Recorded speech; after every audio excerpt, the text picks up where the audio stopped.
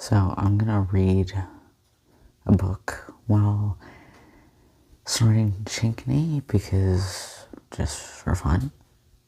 I don't know. I'm not a very good reader. I'm dyslexic, so I don't know how much I'm gonna be stumbling on my words, and I also get pretty affected by chinkni pretty quickly. So we'll see how this goes. Alright. This will be fun.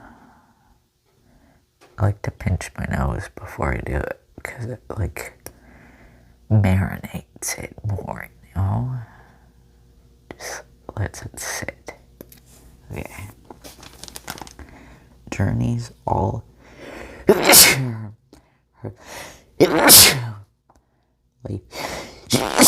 she's loved journeys. She climbs onto the train, squeezes her way past other travelers, checking her ticket against the labels on the seats,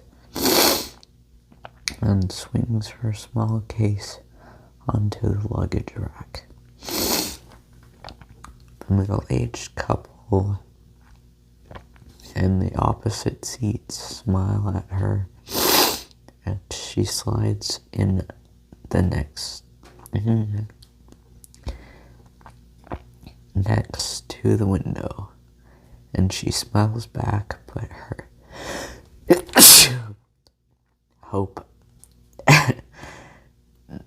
hopes they won't want to talk to her.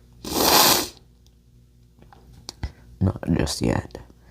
First, she needs to settle onto into the feel of her journey,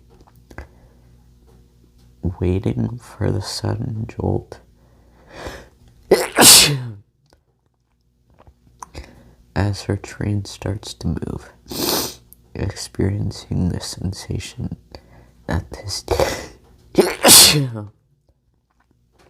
the station, the whole of the city, is slipping away by her. As Jess looks out at the people on the platform,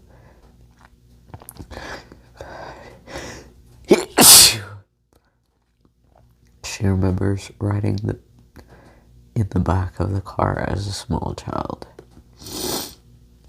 in her little seat heading out to the seaside, and years later, when she fetched from boarding school for an exact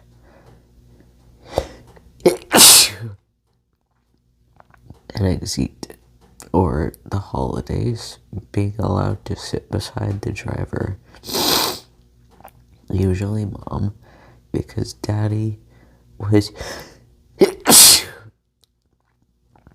away with his regiment, that childish sense of excitement. The prospect of traveling is just as fresh as today.